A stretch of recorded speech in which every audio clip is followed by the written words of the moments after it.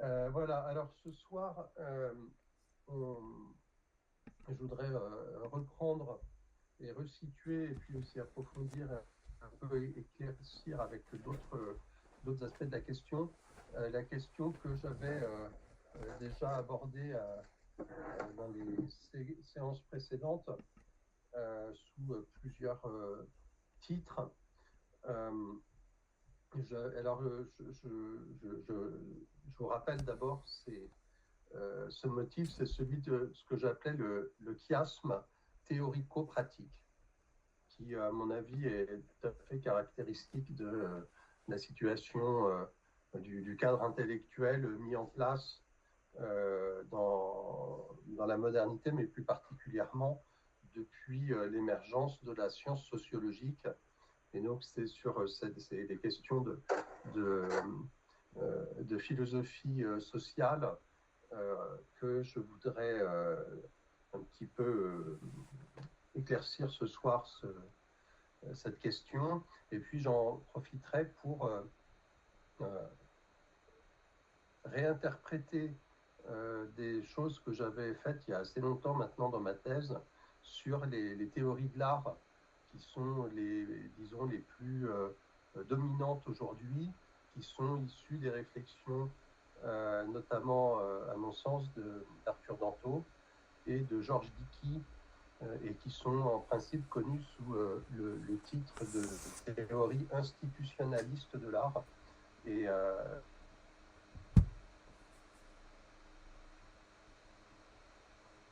actuel. Alors, ce que j'appelle ce chiasme théorico-pratique, que je voudrais aborder ce soir et expliquer plus en détail, consiste donc dans le motif suivant. D'un côté, il y a une science sociologique donc, qui est aujourd'hui très dominante dans nos vies quotidiennes, puisque c'est une science qui prétend fournir des outils de direction de la société à tous les niveaux, je dirais de la mairie ou de l'association locale jusqu'à l'État et même jusqu'aux institutions internationales. La sociologie, alors comprise évidemment dans une acception très large, hein, qui inclut aussi certains aspects de l'histoire, de l'ethnologie, etc., constitue une matrice de pouvoir et d'exercice du pouvoir. Et donc, le théoricien sociologue prétend avoir un regard neutre, délivré de toute valeur sur la société et globalement sur la vie collective. Mais en réalité, évidemment, on sait très bien que tout théoricien qui se prétend neutre, en réalité, obéit à des valeurs. Et ce qui caractérise cette subordination à des valeurs dans cette pratique donc, que je dis sociologique, hein, dans un sens très large, c'est que les valeurs sont implicites, c'est-à-dire qu'elles ne sont jamais posées comme un principe explicite par le théoricien. Et ce qui est l'objet de cette science, c'est le comportement de ce que j'aime bien appeler l'homme de la rue, c'est-à-dire nos comportements à nous tous, tant qu'on fait autre chose que de la science sociologique. Et donc le motif hein, de la censure du stéréotype que j'avais abordé pour commencer, évidemment, dépend de cette distinction donc, entre d'un côté le théoricien, de l'autre côté l'homme de la rue. D'un côté, le théoricien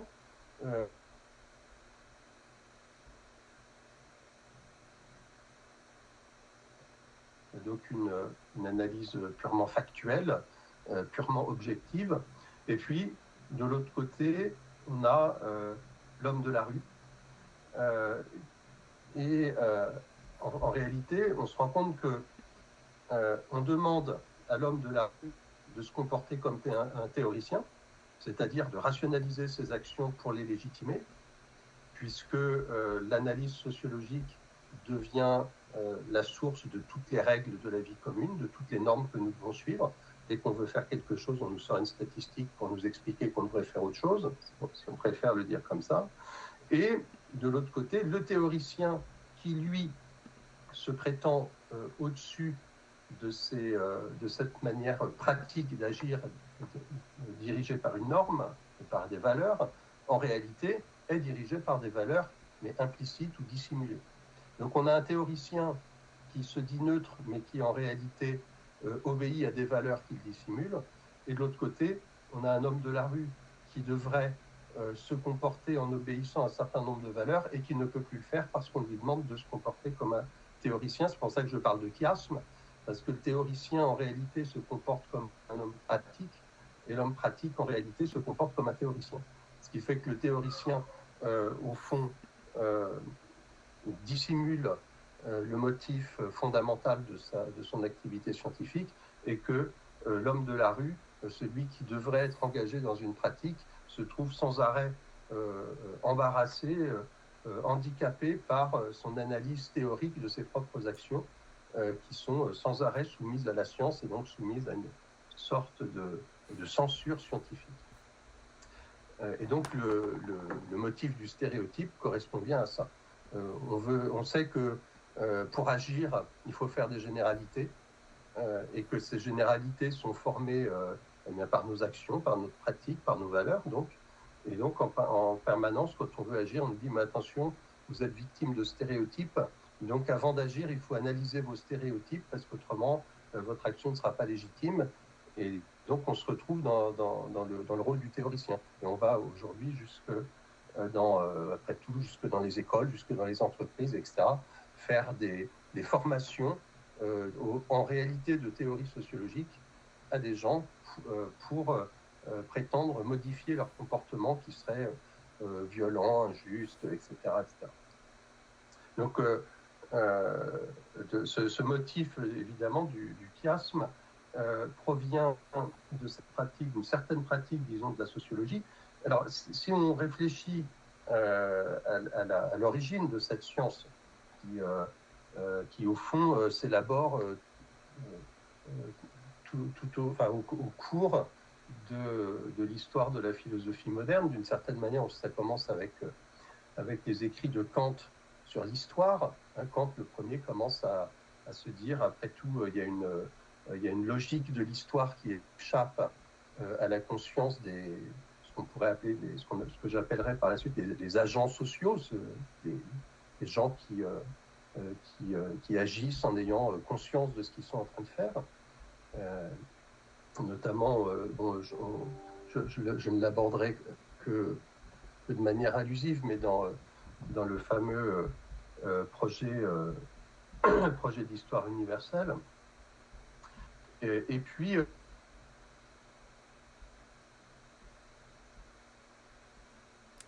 en fait, la genèse de cette science de la société, c'est tout simplement le transfert des principes épistémologiques des sciences de la nature, notamment ceux de Descartes et de Bacon, qui sont abondamment, au fond, cités par des fondateurs comme Durkheim, dont je parlerai plus en détail. Durkheim se réfère beaucoup à Francis Bacon. Et donc, ce transfert de l'épistémologie des sciences de la nature à l'homme donne naissance à une science de l'homme, et donc de la société, qui en réalité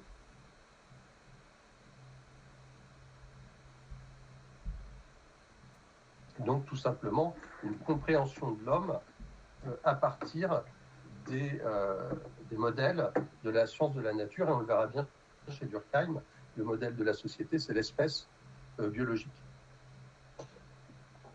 Alors ce projet rencontre deux grands types de contradictions qui vont nous intéresser.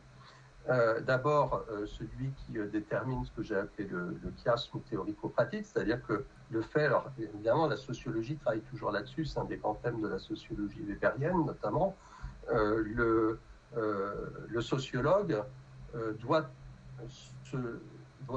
conquérir sa position de neutralité scientifique. C'est toujours compliqué pour le sociologue de réussir à justifier qu'après tout, il n'est pas en train de poursuivre un but parce que le sociologue, comme tout le monde, il a des valeurs, des projets, des aspirations et des financements. Là, de manière plus évidente encore, cette dissimulation des valeurs qui gouvernent en réalité la science apparaît quand on s'interroge au financement de la science, puisque ceux qui financent les projets sociologiques, eux, ne sont pas sociologues. Donc ça, c'est le premier grand problème qui se pose. Et puis le deuxième grand problème, c'est le fait que si on veut étudier la société de manière absolument objective, alors à ce moment-là, on doit considérer le social comme un objet, pour le dire comme dans les termes de Durkheim, comme une chose. Et à ce moment-là, se pose le problème qui est récurrent dans les différentes versions du structuralisme, c'est-à-dire que le social est conçu comme une chose, c'est-à-dire comme quelque chose d'inconscient. Et alors, on se demande bien comment il est capable d'agir dans l'individu qui, lui, est conscient. Et en fait, on retrouve la même grande contradiction qu'on retrouve notamment dans la psychanalyse freudienne, c'est-à-dire qu'il y a bien un inconscient qui déterminerait la conscience de l'individu. À ce moment-là, comment est-ce que la conscience de l'individu peut être déterminée par quelque chose dont elle n'a pas conscience? C'est assez absurde.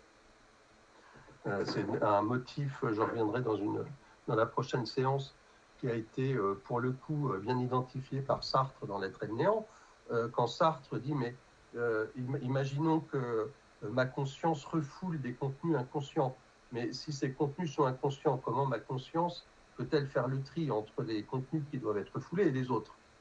Et il faut bien que ce qui va être refoulé affecte ma conscience d'une manière ou d'une autre pour que ça soit refoulé, pour qu'il y ait un discernement entre ce qui doit être refoulé et ce qui ne l'est pas. Ce second aspect de la contradiction a été bien repéré par Bourdieu dans un livre qui s'appelle Choses dites. Voilà, il le dit de manière très claire, il a une vraie conscience du problème, contrairement à d'autres sociologues avant lui. Il dit d'un côté, la sociologie peut traiter des faits sociaux comme des choses, selon la vieille maxime durkheimienne. De l'autre côté, elle peut réduire le monde social aux représentations que s'en font les agents. Dans un cas, la connaissance ne s'obtient que par une rupture avec les représentations premières qui conduisent aux causes inconscientes. Dans l'autre cas, elle est en continuité avec la connaissance de sens commun. Donc on voit bien ici les deux pôles. Pour penser la société, il faut d'un côté penser le social comme quelque chose qui est indépendant de l'individu, et de l'autre côté, il faut partir de l'individu en se demandant comment le social peut affecter le comportement de l'individu. Et si on a d'abord posé le social comme un truc totalement inconscient ou chosique, alors à ce moment-là, on se demande bien comment il peut affecter la conscience de l'individu. Et donc ça, c'est évidemment un problème théorique tout à fait fondamental. Voilà, on le repère bien dans la manière dont Durkheim a défini les choses dans les règles de la méthode sociologique. Durkheim dit que l'objectivité du social, ce sont, alors je cite, des systèmes de signes ou des pratiques, et finalement des manières d'agir, de penser et de sentir qui présentent cette remarquable propriété qu'elles existent en dehors de la conscience individuelle. Alors Durkheim pose dès le début de la naissance de la sociologie en France le principe de manière d'agir, de penser et de sentir qui ne serait pas dans une conscience individuelle. Bon, alors c'est évidemment assez absurde.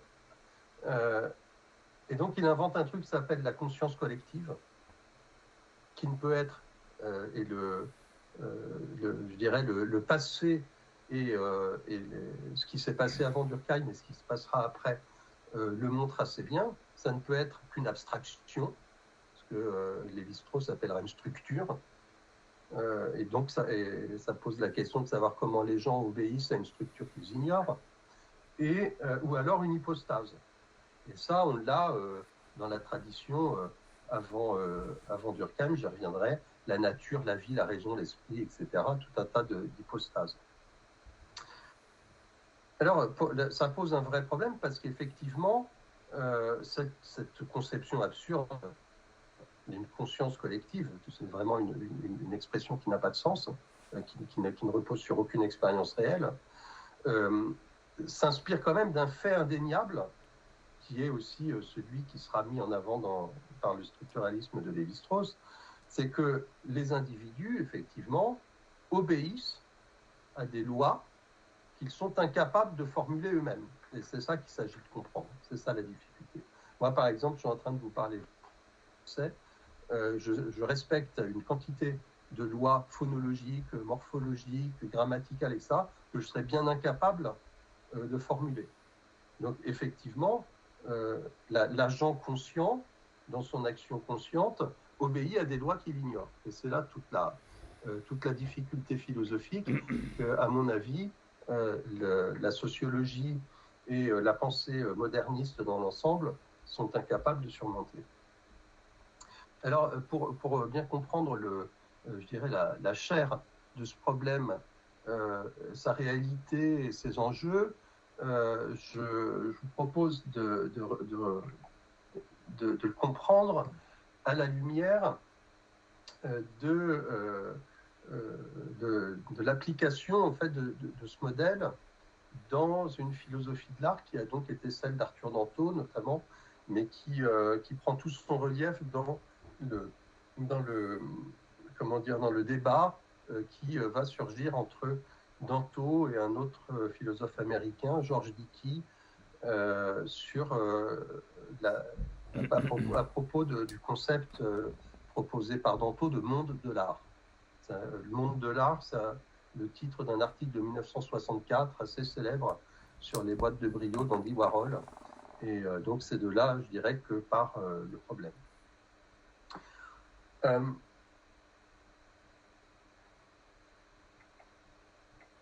Le point de départ de la démarche de Danto, c'est un point de départ, on pourrait dire, disons que Danto a une démarche assez bien intentionnée. Danto se trouve dans une situation qui est déterminée sur le plan théorique par un fort courant issu de Wittgenstein, qui est un courant qu'on pourrait dire nominaliste, et de l'autre côté par l'emballement du pop art à la fin des années 50 et dans les années 60. Et donc, ces deux aspects, théoriques et pratiques, vont déterminer une situation dans laquelle on n'est plus capable de définir l'art et les œuvres d'art à partir des catégories traditionnelles, et donc à partir des prédicats esthétiques qui permettaient jusqu'à ce moment-là de décider entre ce qui est une œuvre d'art et ce qui n'est pas une œuvre d'art. Des prédicats esthétiques comme le beau, l'élégant, l'émouvant, le ressemblant, l'imitation, etc., qui sont autant de prédicats qui caractérisent l'œuvre d'art en tant qu'objet.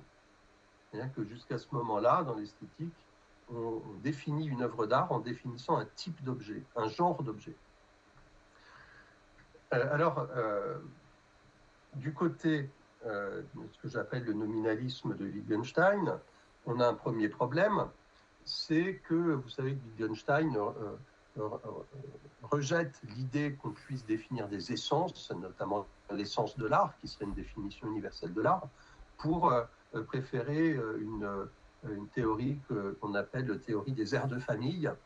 La théorie des aires de famille, globalement, ça repose sur l'idée selon laquelle l'identification des catégories, par exemple de la catégorie œuvre d'art, est une identification qui répond à une pragmatique, mais cette pragmatique ne peut pas se résoudre dans une logique. C'est-à-dire que, donc là, on peut très bien l'illustrer avec ce type de situation. Au fond, si on essaie de définir une œuvre d'art par des prédicats, et donc de fixer une définition à partir de laquelle on va pouvoir faire rentrer certains objets dans cette définition et en exclure d'autres, Wittgenstein prévoit qu'on va réussir à trouver des objets qui, dans la pratique, font partie de cette catégorie, mais qui échappent à la définition qu'on est capable d'en donner. Alors, notamment dans les années 60 avec l'émergence du pop art.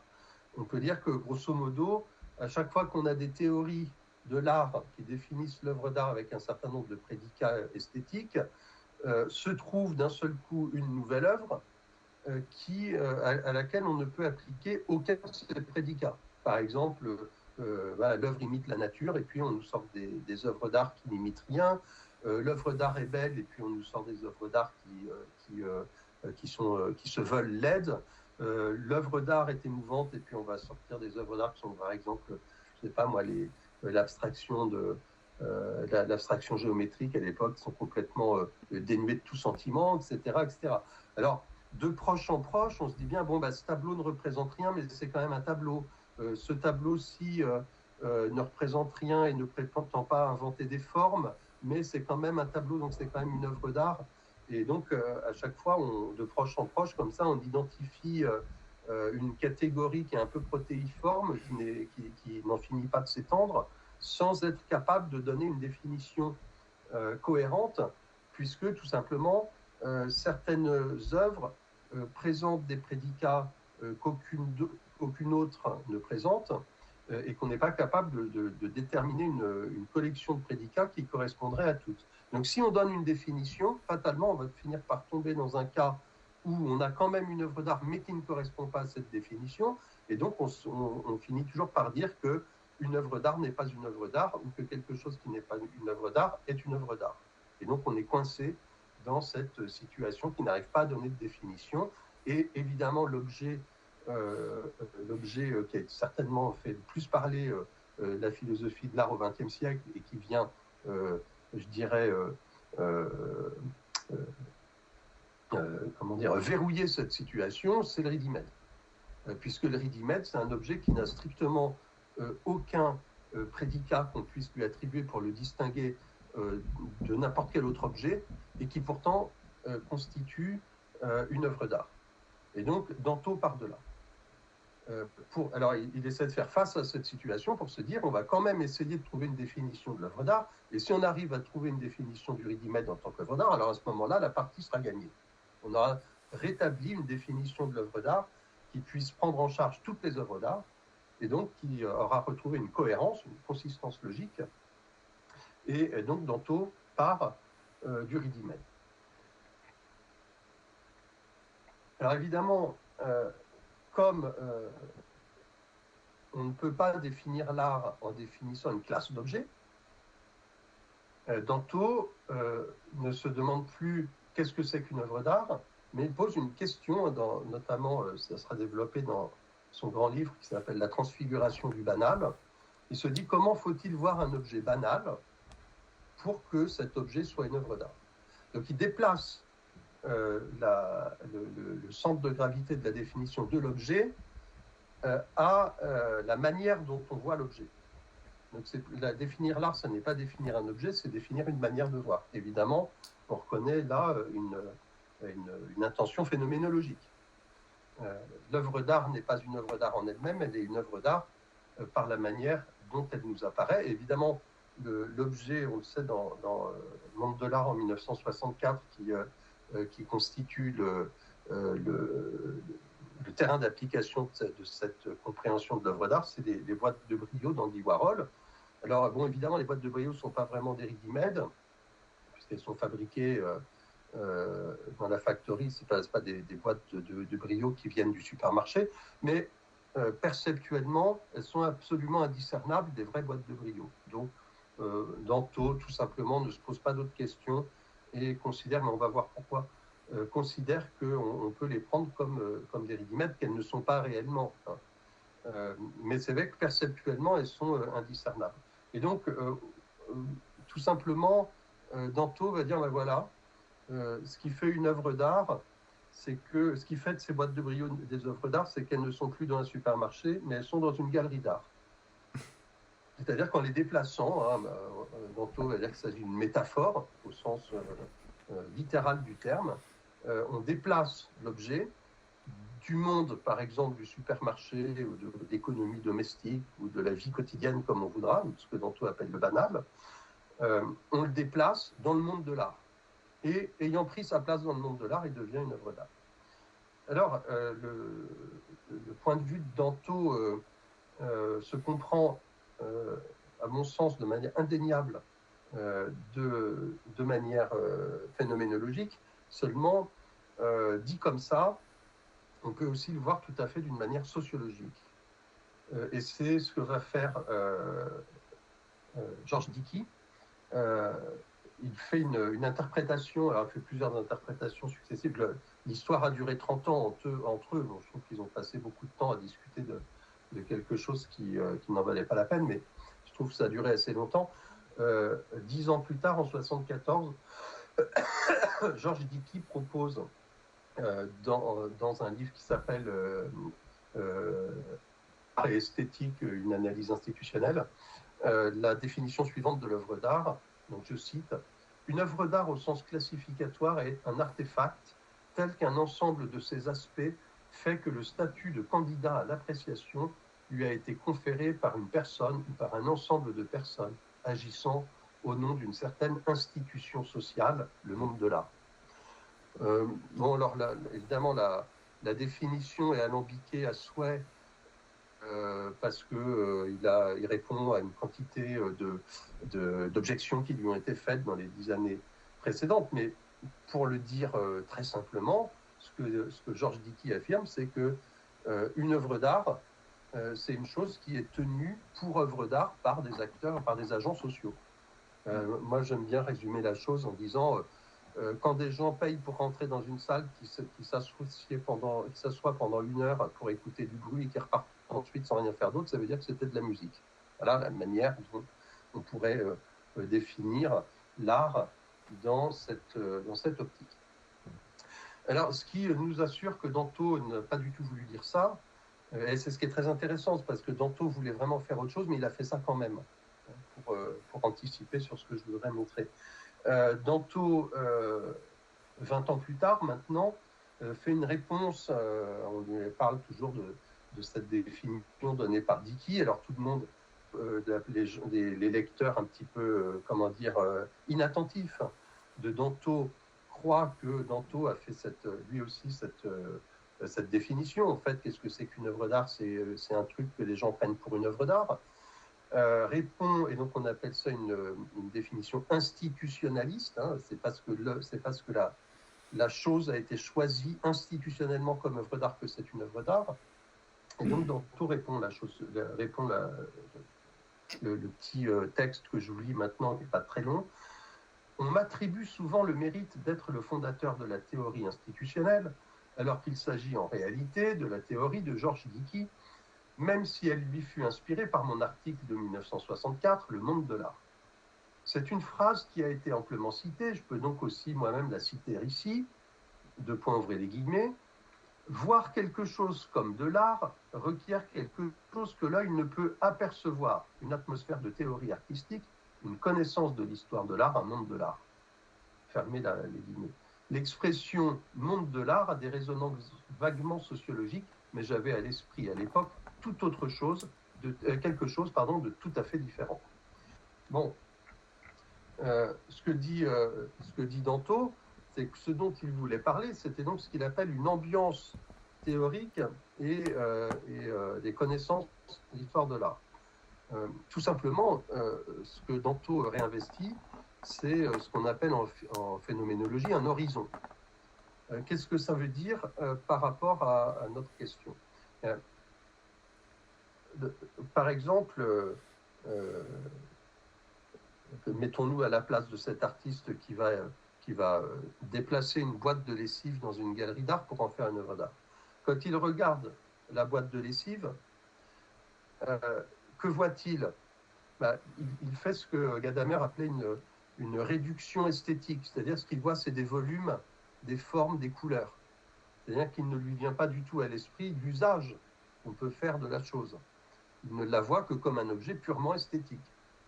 Pourquoi est-ce qu'il la voit comme un objet purement esthétique? Parce qu'il est habitué à s'occuper des objets en tant qu'objet purement esthétique, c'est-à-dire il fait du modelage, il fait de la peinture, il fait du dessin, c'est-à-dire qu'il est habitué à voir des choses en tant que forme et couleur. De la même manière que si vous vous occupez de poésie toute la journée et que vous vous intéressez au rythme, aux assonances, aux figures de style, etc. Si vous lisez la liste de vos courses sur le ticket de caisse ou la liste des ingrédients sur un paquet de biscuits, vous allez pouvoir lire ça comme un poème. Hein, d'ailleurs, on peut dire que beaucoup en ont abusé au XXe siècle.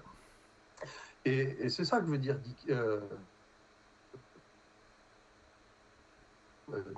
voir une chose en tant qu'œuvre d'art, c'est la voir dans un horizon qui est l'horizon du monde de l'art.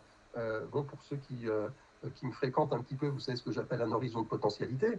Quand je vois une tasse de café, je sens être mobilisé en moi de manière immédiate la possibilité de sentir le goût du café, de la même manière que quand je vois une poignée de porte, je sens en moi la possibilité immédiate de faire le geste de mettre la main sur la poignée de porte et d'ouvrir. Et c'est ça que j'appelle un horizon de potentialité. Donc en fait, l'artiste voit n'importe quoi en tant qu'œuvre d'art, parce qu'il voit n'importe quoi en tant que quelque chose qu'on peut fabriquer en faisant des couleurs, des formes, en les transformant, en modelant, en peignant, etc. etc. Et l'acte de transporter l'objet dans la galerie d'art ne fait que rendre évident, je dirais que forcer la main du public à pratiquer la même appréhension. C'est-à-dire qu'en mettant cet objet dans la galerie d'art, on force le public à le voir en tant qu'objet purement plastique, en tant que forme, couleur, etc., etc. Et on peut bien mettre n'importe quoi dans une galerie d'art, ça fera le même effet. Donc, il y a une opposition de méthode entre l'approche de Dickey et celle de Danto. Dickey part du sujet, Danto part du sujet conscient, de l'agent social, et Dickey, lui, part de la manifestation, disons, behavioriste du comportement social. Tout simplement, pour reprendre mon exemple de tout à l'heure,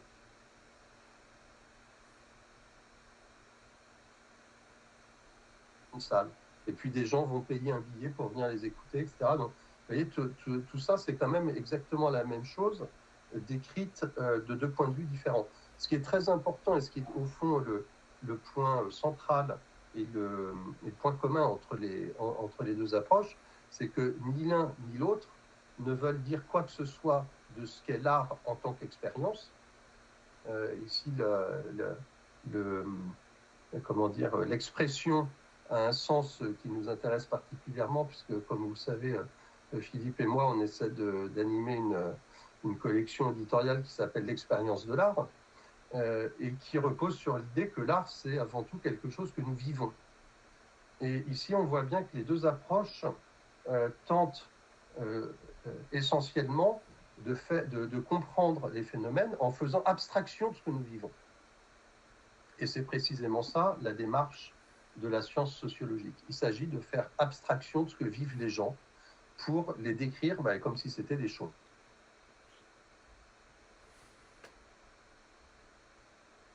Parce que les gens ne sont pas des objets. Et ça, c'est ce qui mine en permanence cette démarche que j'appelle ici ce soir sociologique, puisque en permanence la sociologie, en voulant prendre des gens pour ce qu'ils ne sont pas, va générer des contradictions. Et comme elle a un rôle de direction de la société, quand elle génère des contradictions, eh bien, elle génère des injonctions contradictoires. Et c'est ce que j'appelle le chiasme théorico-pratique. Je voulais d'abord faire un petit point sur évidemment les conséquences de cette approche dans la pratique. On voit que pour contourner les difficultés de la définition de l'œuvre d'art à partir de l'expérience qu'on en a, Danto est obligé de faire abstraction du contenu de cette expérience, c'est-à-dire de l'appréhension intuitive que nous avons des valeurs. Je dis appréhension intuitive, je pourrais même presque dire appréhension charnelle. Les valeurs, c'est quelque chose dont on éprouve l'appel, dont on éprouve le caractère souhaitable. Et évidemment, définir des valeurs en faisant abstraction de cette relation que nous avons à la valeur, eh bien, renvoie, comme je disais tout à l'heure, à un formalisme complètement vide.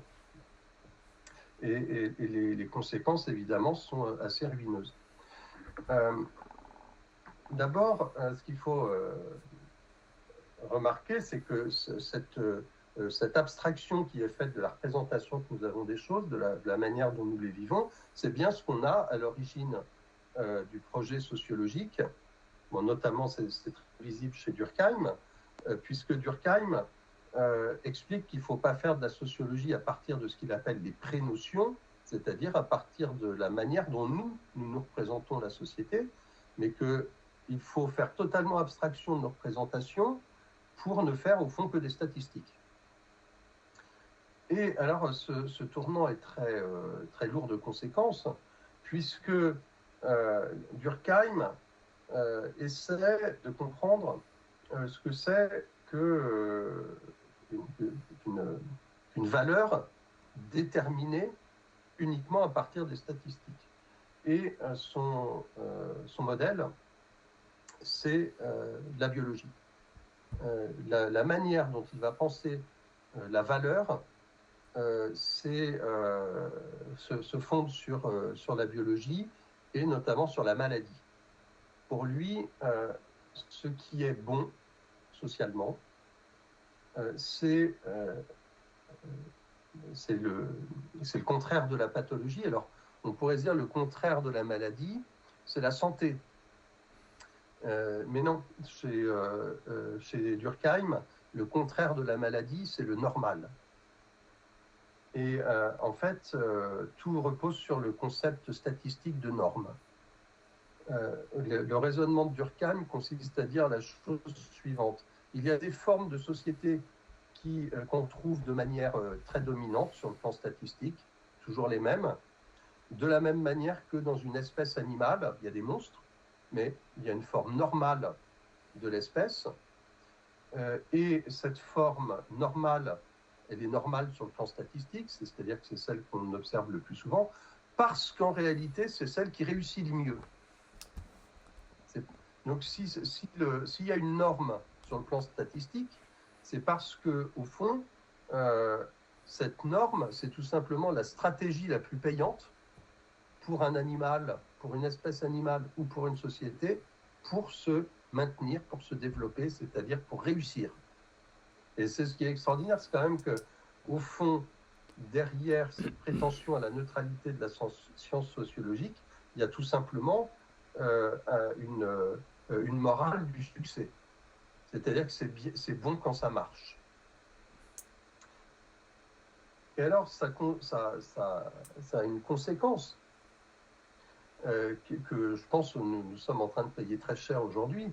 La conséquence, c'est que la norme, au sens du normatif, c'est-à-dire au sens du modèle, au sens de ce qui est souhaitable et donc au sens de la valeur, eh bien, c'est tout simplement la forme qu'adopte un organisme, une espèce, une société, pour dominer, pour survivre à la place des autres, pour se développer, etc., pour assurer son propre succès.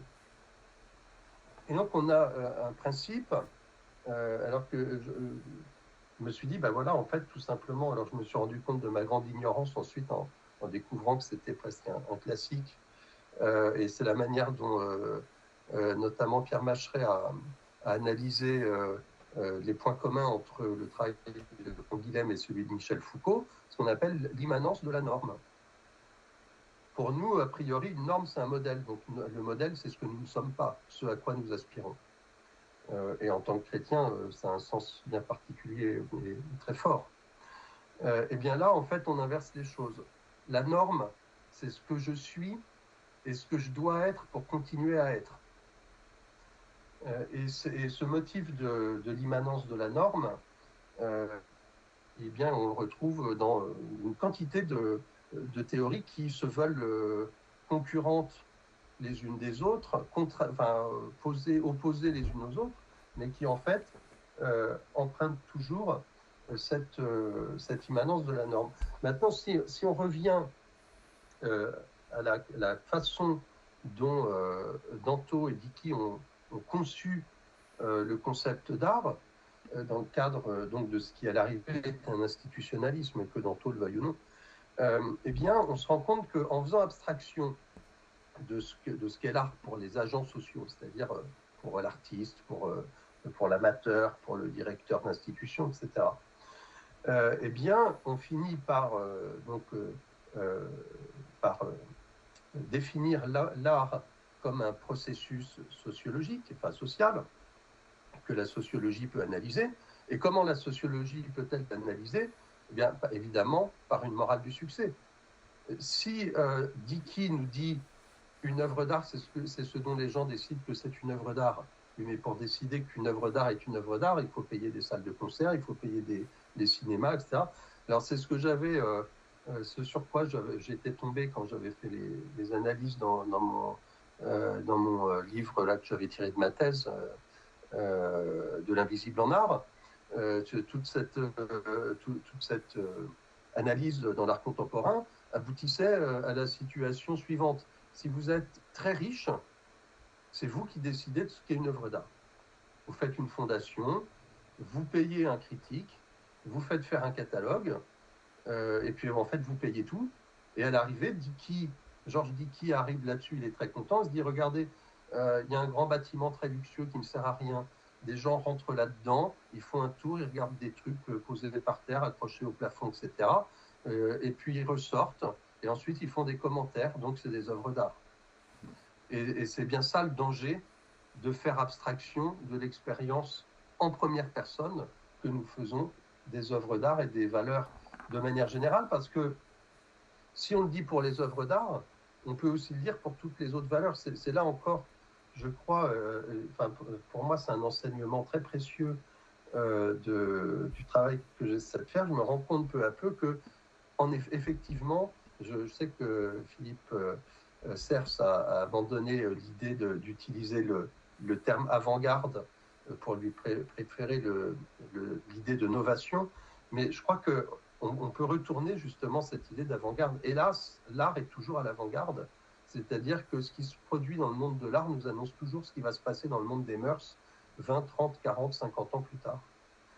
Peut-être parce qu'il y a une forme de gratuité, effectivement, de l'œuvre d'art qui permet de faire d'abord dans l'art les choses qu'on ne peut pas faire ailleurs. Mais effectivement, ce qu'on est en train de vivre, je pense, aujourd'hui sur le plan des mœurs, c'est quand même exactement la même chose, et c'est ce que je voudrais essayer d'aborder. Je vois que j'ai été long, donc je pense que je ne pourrais pas terminer cette séance ce soir. Mais là où je veux aller, c'est essayer maintenant de comprendre sur le plan des mœurs ce même schéma qui est celui qui s'est produit avec l'art. C'est-à-dire que à partir du moment où on a décidé de faire abstraction de ce qui nous motive de manière consciente, pour remettre entre les mains d'une analyse sociologique de l'objectivité de quelque chose d'inconscient notre destin, alors évidemment on s'engage au fond dans un principe d'irresponsabilité qui va laisser place au calcul et évacuer la décision de nos vies. Je m'explique. Quand on prend le modèle institutionnaliste de Dickey, au fond, effectivement, on est dans une morale du succès, c'est-à-dire que ce qui fait qu'une œuvre d'art est une œuvre d'art, c'est qu'elle existe en tant qu'œuvre d'art dans des institutions du monde de l'art. Comment est-ce qu'on peut, à ce moment-là, savoir ce que c'est qu'une œuvre d'art? En regardant ce que les gens vont voir. C'est-à-dire qu'il y a une sorte de sélection sociale de l'œuvre d'art. C'est-à-dire que, par exemple, de la musique qui n'est pas jouée, c'est plus de la musique. Ou c'est de la mauvaise musique, ou en tout cas, elle va disparaître. Des œuvres d'art plastique qui ne sont pas conservées dans des musées vont disparaître aussi. Donc, à l'arrivée, on remet entre les mains de cette machine sociologique qu'on ne peut comprendre que de manière statistique, les décisions que nous devrions prendre, c'est-à-dire le discernement. Ça, c'est une œuvre d'art, ça n'est pas une œuvre d'art. Mais pour d'autres raisons. La morale du succès ne peut pas nous permettre de faire des choix éthiques. Donc c'est c'est ce que je voudrais aborder maintenant en repartant de cette situation dans le monde de l'art et en allant voir comment ça se passe dans la pratique de la sociologie, dans ce que j'appelle le chiasme. Donc je ne le ferai pas ce soir parce que je constate que là le temps a passé, que je n'aurai pas le temps de le faire, mais je voudrais juste terminer pour bien faire sentir ce motif, par ce que j'appelle le point aveugle dans la théorie de Danto. Ce que Danto a essayé de faire, donc, comme je dis, c'est assez méritoire, puisque au fond, il essaie d'échapper à ce problème-là. Il essaie de redonner une définition à l'œuvre d'art. Mais pour échapper, je dirais, au piège mis en place par le nominalisme, et qui ne sort pas de nulle part, qui sort tout simplement du fait qu'on a voulu trop aborder des questions humaines, dont l'art est vraiment paradigmatique, par la logique. Et Wittgenstein est bien placé pour le savoir. Si on veut comprendre tout ce que nous faisons dans notre existence de manière absolument logique, évidemment, ce que nous avons de plus humain nous échappe, c'est-à-dire notre affectivité, le fait que nous sommes des êtres incarnés.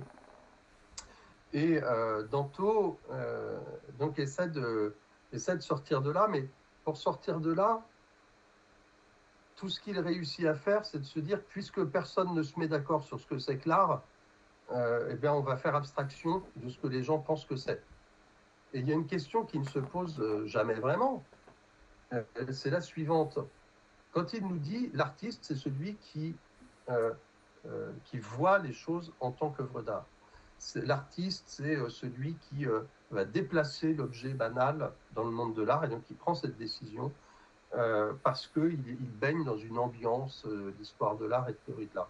Mais ce qu'oublie de nous dire Danto, au fond, c'est que si l'artiste baigne dans cette ambiance, c'est parce qu'il a été formé en tant qu'artiste.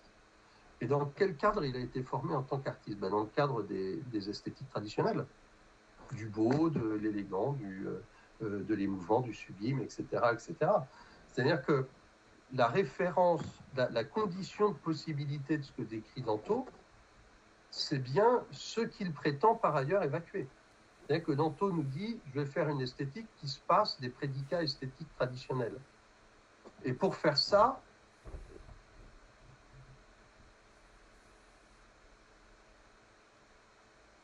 qui obéit aux prédicats de l'esthétique traditionnelle. C'est un tour de passe-passe.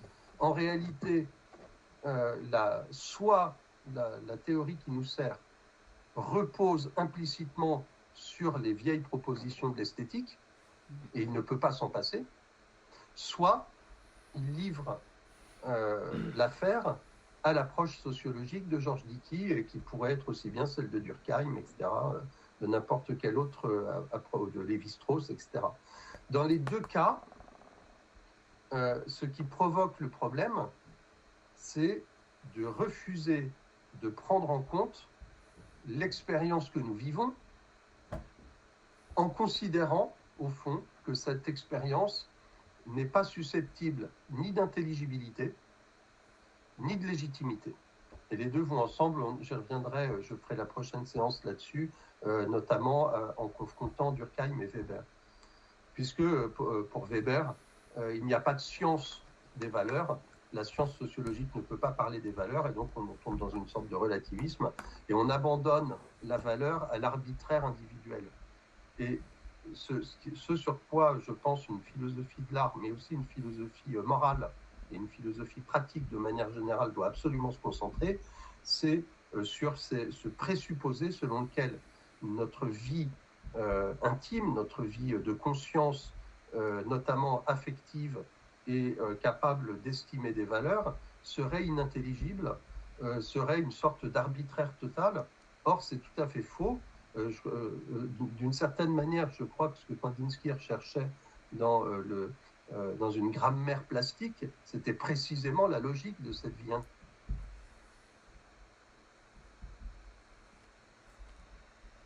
Une anomie. Il y a des lois très précises, et c'est celles qui doivent nous nous intéresser si on veut rétablir une légitimité de la valeur.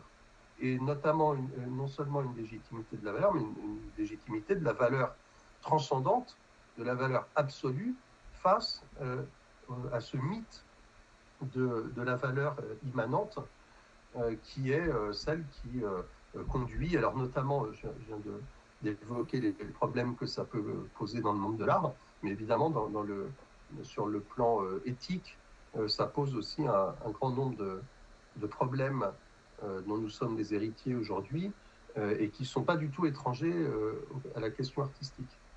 Donc, la prochaine fois, j'essaierai de faire maintenant, je suis allé, disons, de la sociologie et de l'éthique vers la philosophie de l'art. La prochaine fois, ça sera le voyage-retour des questions qui sont intelligées à partir de théories de l'art vers des questions qui concernent plus l'éthique. Voilà, merci.